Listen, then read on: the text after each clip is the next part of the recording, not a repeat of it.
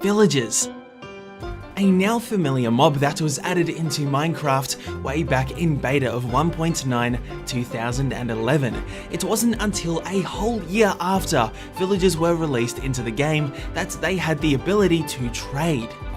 Now here we are, over 7 years later, with the Village and Pillage update giving a complete revamp to our favourite friendly traders. So, is there much to know about villagers and trading?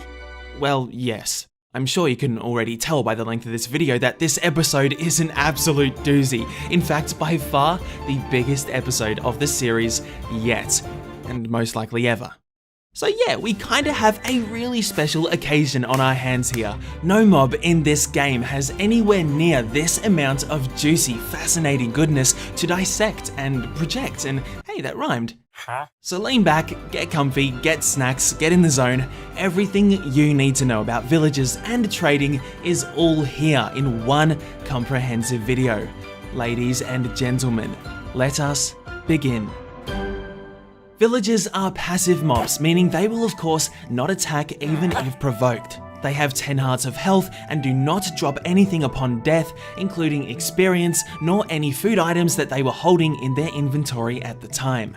Villagers spawn in villages, where they will choose to permanently stay. These villages will randomly spawn within plains, desert, snowy tundra, taiga, and savanna biomes.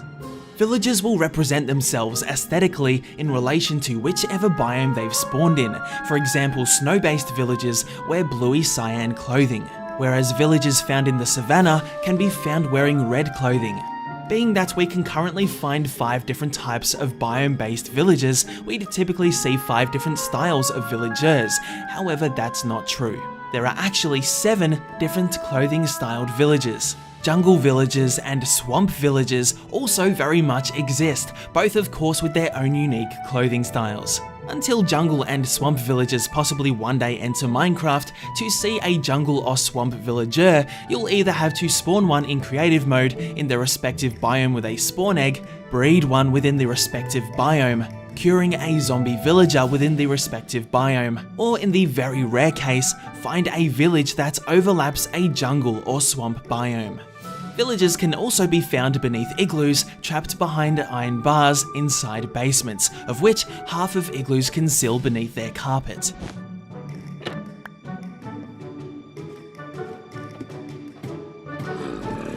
In the cell next to the villager, a zombie villager can be found, and like all zombie villagers, can be cured with a splash potion of weakness, followed by giving them a golden apple, both of which can actually be found in an igloo's basement.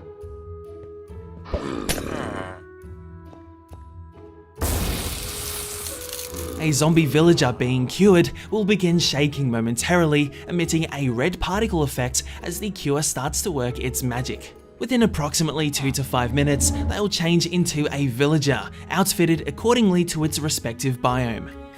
Zombie villagers also spawn with their respective clothing from their biome. There are currently 15 different types of villagers, with 13 different types of employed professions up for their grabs. A villager with a profession active offers the ability to trade with players. However, despite being occasionally avoided, trading is actually a great opportunity to make emeralds and not lose them. So when the time does come and you seek an item quickly and wish not to go through the effort of gathering all the components to make whatever it is you're after, you'll have the flexibility to drop thick stacks of emeralds to swiftly acquire your target item or items, or not to mention rare items of high value that can only be found by very few other methods. Villagers are quite an opportunity. And the beauty of it all, it's really simple and rather fun, accomplishing, and super rewarding if done right. So listen closely as we're about to dive straight into the world of Minecraft's grand trading system.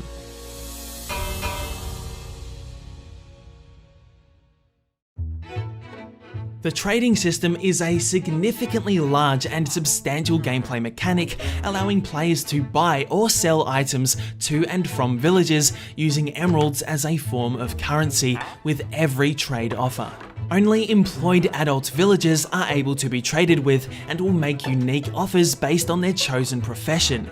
professions can be obtained by an unemployed adult villager, distinguished by not having any job-related gear equipped. If you try trading with one, they'll just shake their head. Unemployed villagers will actively seek out for a job site block that hasn't been claimed by another villager. When these unemployed villagers locate an unclaimed job site block, they'll essentially recruit themselves instantly, which will change their appearance slightly to match their new profession.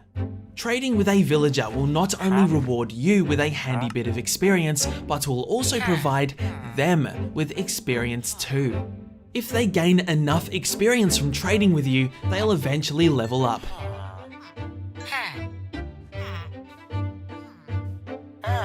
Each employed profession has 5 levels, ranking from novice to apprentice to journeyman to expert and finally to master, with each tier offering an additional set of new items to trade with, typically getting much better as they receive more and more service from you.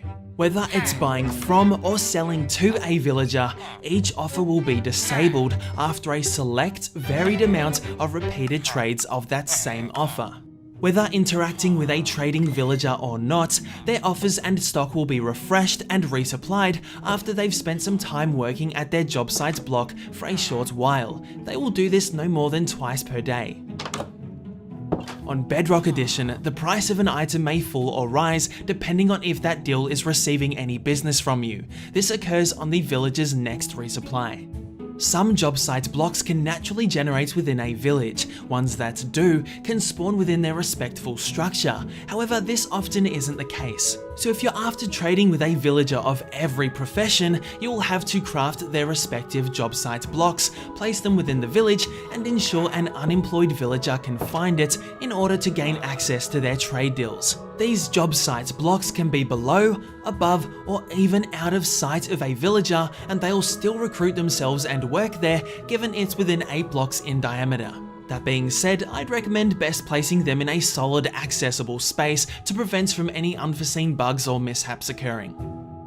With those basics now covered, it's time to get a little more in depth about what exactly we're dealing with here, and the secret on how to manipulate this trading system that, I promise, can change the entire way you play Minecraft.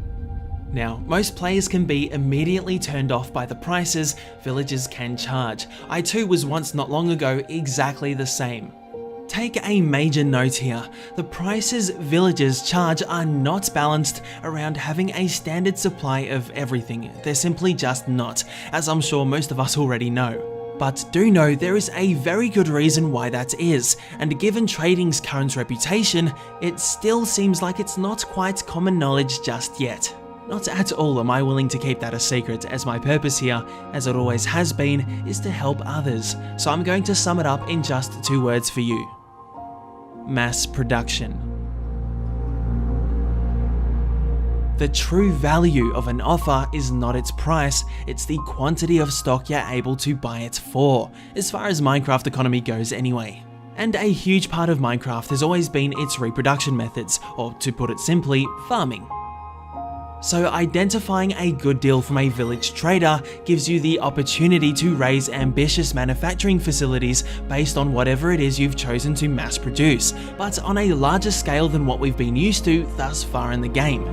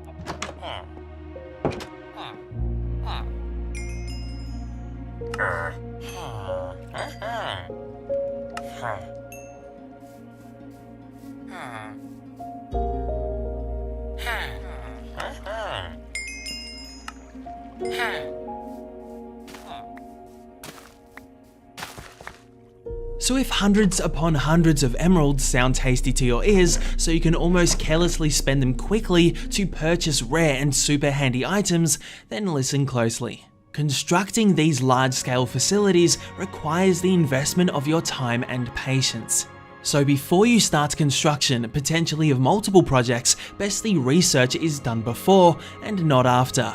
And right now, together we'll be looking at the types of merchants and their deals that will determine which mass production facility you choose to raise. Let's start simple. The Armorer. Their job site block is the Blast Furnace. They'll start off selling iron armor, eventually starting to sell bells and chainmail armor, then shields, then enchanted diamond armor. If you have a solid supply of coal, iron ingots, and lava buckets, then the Armorer provides a great opportunity to quickly hoard an easy stash of emeralds to trade with. Next, we have the Weaponsmith. Their job site block is a grindstone. They'll start off selling iron axes and enchanted iron swords, then also selling bells and eventually enchanted diamond swords and axes. If you've stacked a comfortable supply of coal, iron ingots, or flint, weaponsmiths provide an okay opportunity to get hold of some emeralds. Then there's the Toolsmith. Their job site block is a smithing table. These guys start off charging some nasty prices for stone tools and even enchanted iron tools, but begin to balance out a little when selling bells, diamond hoes, and even enchanted diamond tools including diamond axe. Like the previous traders, Toolsmiths too purchase coal, iron ingots, and flint for emeralds at okay prices. Keep in mind though bells are fairly expensive, you cannot craft them. Up next, we have Fletchers. Their job site block is called the Fletching Table. Fletchers start off selling arrows and flint, soon selling bows and crossbows, eventually selling enchanted bows and crossbows, as well as all types of tipped arrows. A delicious amount of emeralds can be made from Fletchers by selling them sticks, flint, string, and feathers. Just make sure you have a delicious amount of those items too, and profit will be worthwhile.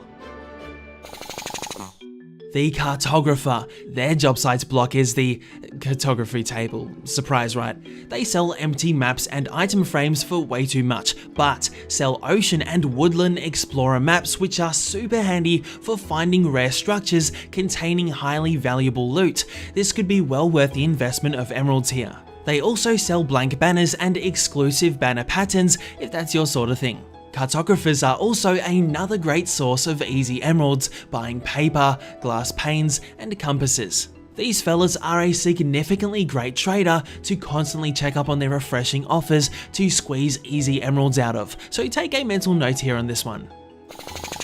Butchers. Their job site block is the Smoker.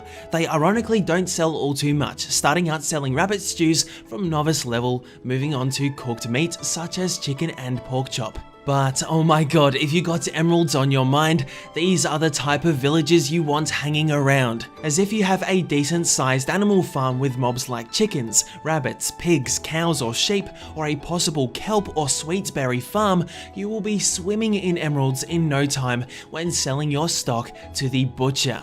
Not to mention, some of these farms can supply stock that other traders want too. We then have the Nitwit. Ever heard of the term village idiot? Well, Jeb officially said it himself, that was the inspiration for this poor guy. They can be identified wearing a pale green robe. They'll never trade with a player. They'll wander outside at night later than other villagers. They'll sleep in longer than other villagers. They'll never even decide to acquire a profession, but they don't mind breeding. Questionable priorities, but just know that nitwits can be the result of a cured zombie villager, meaning baby nitwits are possible too, even from further breeding. Maybe they're just better off as zombies. Leatherworker. Their job site block is a cauldron. These folks obviously sell leather armor, but also sell horse saddles, all for more emeralds than it's sort of worth. If you're looking to make a good amount of emeralds off a leatherworker, you'll be looking at selling them leather, flint, and rabbit hide. Next up, we have the Cleric. Their job site block is the brewing stand. These traders sell some handy stuff, but the early offer prices are a little questionable. Bottles of enchanting, which of course cannot be crafted, provide amazing potential for leveling if you are able to successfully mass collect emeralds. If you're looking to make some solid emeralds from clerics, I'd recommend mass farming and selling nether warts and glass bottles. And if you've always been one for throwing away your rotten flesh, hold on to it, as clerics are happy to buy it off you for emeralds. Farmers. Their job site block is a composter. These villagers sell a variety of foods, most notably pumpkin pie, suspicious stew, golden carrots, glistening melon slices, and even cake, which in particular is very cheap. All really solid food items actually. However, farmers are yet another fantastic source of emeralds, buying wheat, potatoes, carrots, melons, pumpkins, and beetroot, which if you have a large enough farm for, you could really capitalize on this very profitable opportunity. Do keep in mind it's essential for a composter to be placed near crop farms so the farmer can harvest all its local crops. The Stonemason, or if you're on Java Edition, just called the Mason. This trader's job site block is the Stonecutter. Selling a small variety of bricks and blocks, there isn't too much interesting on offer here outside of glazed terracotta and quartz blocks if that's your sort of thing. The value from this trader is of course what they wish to buy from you, stone being one of them. Yes, you heard it, stone. Not to mention granite, diorite, andesite, and nether quartz if you don't fancy keeping those. The Fisherman. This village's job site block is the Barrel. These folks sell buckets of cod, campfires, enchanted fishing rods, and cooked fish, obviously. So nothing really too worthwhile here, and as far as making emeralds from them time efficiently, you're only really looking at selling coal, oak boats, and maybe even string as a decent trade here. Librarians. Their job site block is the Lectern. They'll sell a range of enchanted books, bookshelves, clocks, compasses, and glass for way too much. They also sell name tags which cannot be crafted, but they're fairly pricey. You can actually make a very decent amount of emeralds quite easily from librarians selling books and paper. These two items could see you make quite an income of emeralds, maybe ink sacks if you feel you can farm them efficiently. It's quite important librarians have access to bookshelves local to their lectern in order for them to work efficiently. Lastly, but definitely not least, there are shepherds. Their job site block is a loom. They sell a variety of different coloured wool, carpets, beds and banners, as well as shears and paintings. But oh boy, if you're looking to make emeralds, shepherds are your go-to villager. They wish to purchase from you all types of dyes, which is okay if you're willing to travel to different biomes to use it to grow different flowers to extract their dyes, but if you're interested in making a fortune, invest some time into building a large sustainable sheep farm consisting of white, grey, brown and black sheep and shear their wool routinely, then you could be looking at a serious income of emeralds from shepherds as they buy all 4 wool colours. So if you're a little unfamiliar with all the merchants, then hopefully that segment helped clear the clouds a little for you. Now, it's time for the next chapter on expanding our understanding on the important little quirks of trading and how your popularity affects it. The items that these villagers buy and sell, including the order in which they buy and sell them, as well as the amount of trades before those offers become unavailable, do indeed differ a little bit between the different versions of Minecraft, but nothing too drastically. Certain offers will earn the trading villager more experience than others. These amounts do differ a lot, but typically the trades made in their later level tiers will give them more experience to suppress you from leveling them up through early trades alone. It's important to note that 2 different villagers of the same profession may very well offer different offers in a different order as they level up and at master level 2. So if you're willing to invest the time, having 2 or 3 traders of the same profession will be significantly beneficial for a specialized mass production facility, so you always have a wide range of offers and able to bulk sell larger stacks of items at a time before they resupply. When villagers level up, you'll see a green sparkle glisten around them momentarily. When this happens, they'll also receive their respective new badge. Each villager's badge is located just below their waist, representing their trade tier, and there are 5 types of badges for each tier of merchant. Stone represents novice, iron represents apprentice, gold represents journeyman, emerald represents expert, and diamond represents master. These badges simply help you identify the villager's trade tiers while on the move without having to talk to them. Now, villagers understand the value in cutting a good deal for a loyal customer, not only for themselves, but for the economy of the village. So if you start earning a good word for yourself around town, your popularity will start to grow. The higher your popularity, the better deals you'll see the village merchants offer. If you're interested in gaining popularity, completing a trade for the last offer on a merchant's list will see you rewarded with a small amount. Keep in mind, this can be repeated. Leveling up a villager will also rise your popularity, typically more from which tier they level up to. Defending a village successfully from the last wave of a raid, granting you the Hero of a Village status effect, will significantly instantly boost your popularity. Not to mention, while this status effect is active, you'll receive further discounted prices on all trade offers from that village. As a side note, on Java Edition, when you become a hero of the village, villagers will throw gifts at your feet, all associated with their professions. Guess it pays to be popular.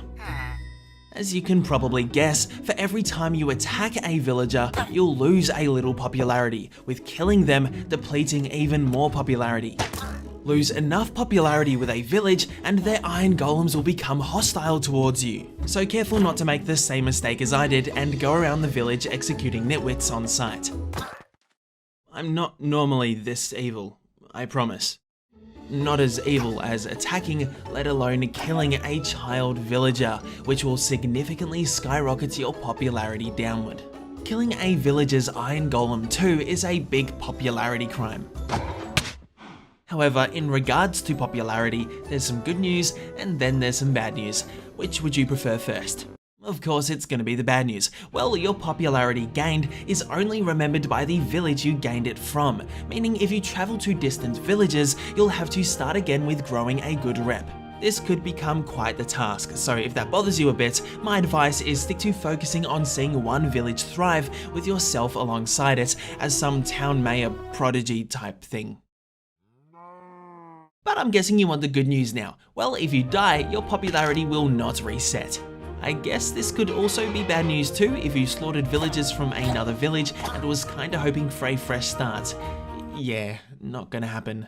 When holding an item near villagers who wants what you're holding, that villager will hold up something that they're willing to offer in exchange. This is a neat little effective way of easily finding the right trader for your needs and fast, especially if you have plenty of nearby traders. Curing a zombie villager that's become a merchant will cause them to offer you a discount, so they should. We straight up brought them back from the dead. You'll notice in some higher level traders, they'll offer an emerald for a diamond. I'll just let you be the judge of that one. So that is the entirety of the trading system, hopefully summed up enough for you. Now we can move on to learning villagers' behaviors, threats, and how you can see your village thrive, growing in size and number. If a villager finds themselves beyond the reaches of a nearby village, they will soon return back to the safer confines of the village. If they find themselves too far away from the village for them to see it, they'll just wander around but will never despawn. Though able to open all types of wooden doors, they're not able to open trapdoors, fence gates, or iron doors, but are able to climb up ladders, most commonly seen being chased by a threat. When wandering around the village, they'll often substitute doing so to socialize with other villagers. Depending on a villager's employment status, they will follow their own unique daily schedules. Employed villagers will wake up early around dawn and wander for a short while before heading off to work. In the afternoon, they'll gather for a village meeting around the town's bell, where they'll find unemployed villagers doing the same. In the late evening, they'll wander some more before heading off to sleep around sunset. Unemployed villagers wander for most of the day and also gather at the town meeting before wandering a little more before going to sleep. Baby villagers wander, play, wander some more, then play some more, all before heading off to bed.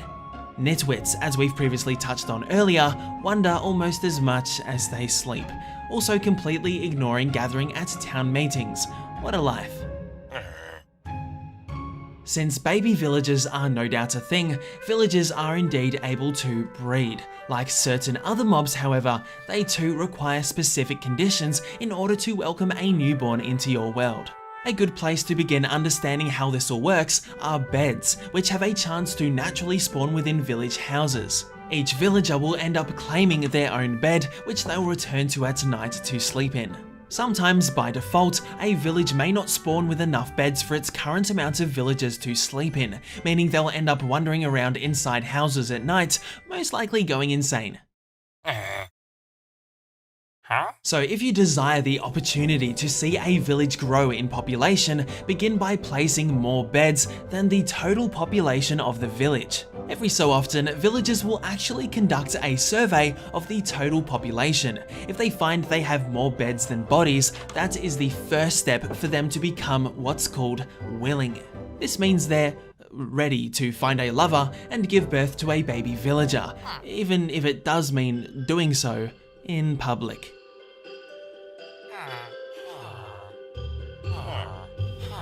When extra beds are present, villagers will only become fully willing given they have 3 bread or 12 carrots, beetroot or potatoes within their own personal inventory, which can only hold said items and their respective seeds. How may this happen? Well, farmers will often have excess amounts of food on them from when harvesting at their job, and will occasionally throw food at other villagers for them to pick up.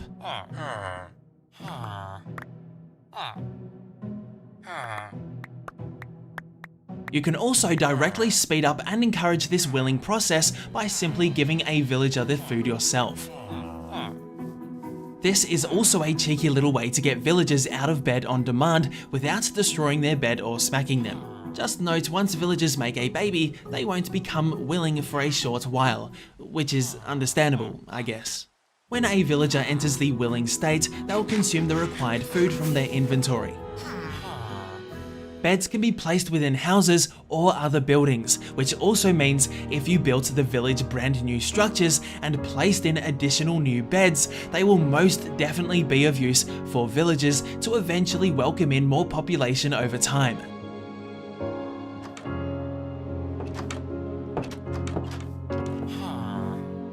So yes, you can quite literally be the direct force that sees a village expand with a thriving population and economy, when providing jobs that in return only benefit you with plenty more trade offers. And this is an opportunity that I'd really recommend giving a fair shot. It quite literally pays off given the investment of your care and time, including lending some much needed maintenance to newfound villagers as their infrastructure starts off quite appalling. Just ensure you place the village beds at clear locations where the villagers can comfortably access, with at least a 2-block clearance above all beds.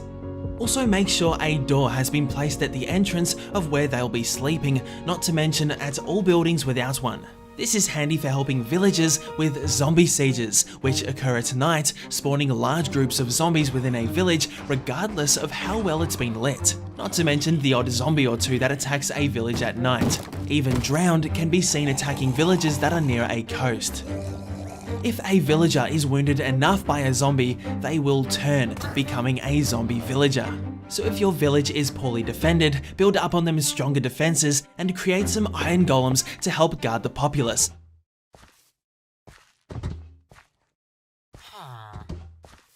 Or you could end up with an overrun village of infected townsfolk, and it's quite the task to safely cure an entire village.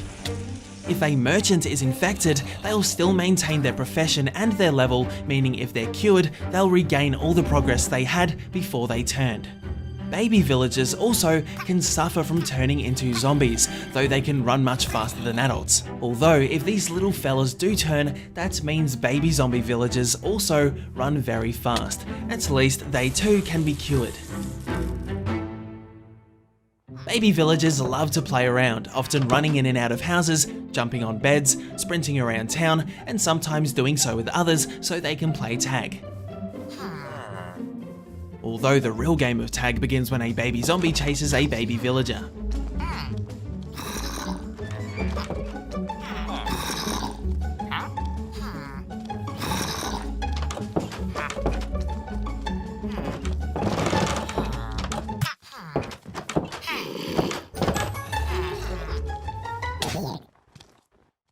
occasionally baby villagers will decide to stare at iron golems. Being the gentle giants they are, they will sometimes offer a baby villager a poppy, in which a baby villager may cautiously accept from the golem. Come on, this has got to be one of the most adorable things in the entire game, especially when you receive the Hero of the Village status effect and villagers start chucking items at your feet in praise. Baby villagers will throw you their poppies.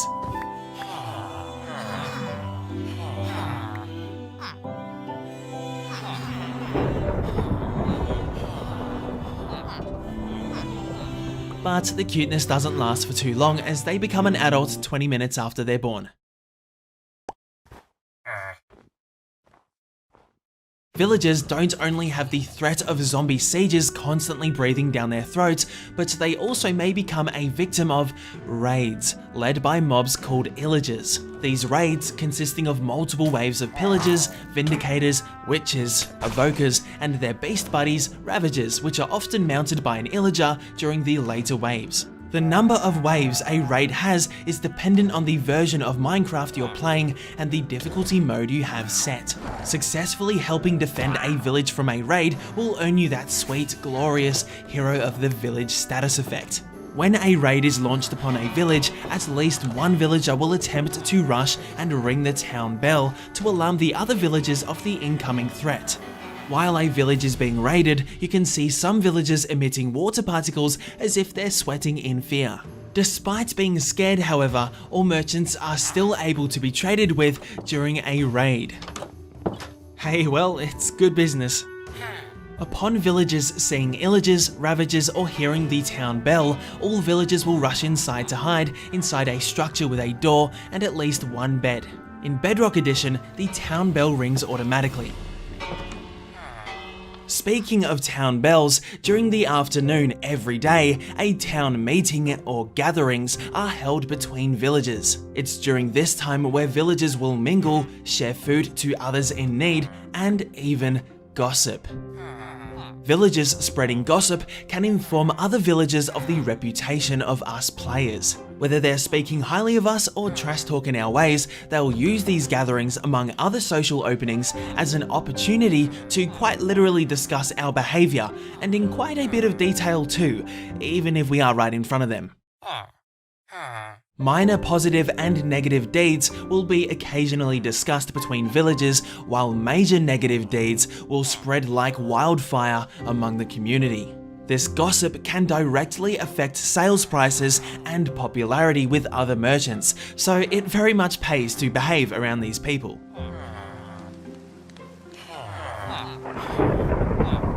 The town bell is also a great place for two willing villagers to find one another, which can sometimes lead them to put on a show for others at the gathering. Willing villagers also offer more experience from trades, and if a villager isn't close enough to hear a bell, come gathering time in the afternoon, they'll go searching for one. If a mob kills a villager, or if a villager somehow finds a way to accidentally seal their own fate, nearby breeding will cease for about 3 minutes or so. I guess they're quite good at moving on rather quickly. On Java Edition, zombie villagers found beneath igloos will always be a cleric, unless you're playing on Bedrock Edition, in which they could spawn with any random profession. Believe it or not, you are actually able to give villagers armor. This is big news for those keen on maximizing the protection of their villagers. Though this armor cannot be physically seen on them, it is indeed very much there and in effect. To give a villager armor, make sure they're right next to a dispenser that's holding the armor you want to give, and simply activate the dispenser. I'll proceed to demonstrate giving this villager a full set of diamond armor and attack them, followed by the poor fella on the left that hasn't been given any armor, to simply show the effects of the villager with armor at work.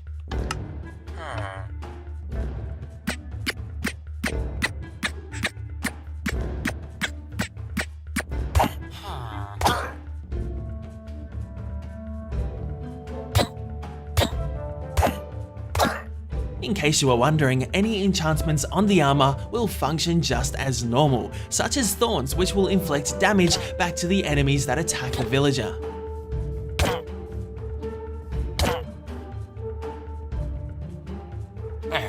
armor that has been given to them will also drop from them upon death. So if you really badly wanted that armor back, you could always commit a cold-blooded murder by taking them far away from a village and nudging them off a cliff, also you can preserve your reputation and collect your armor again.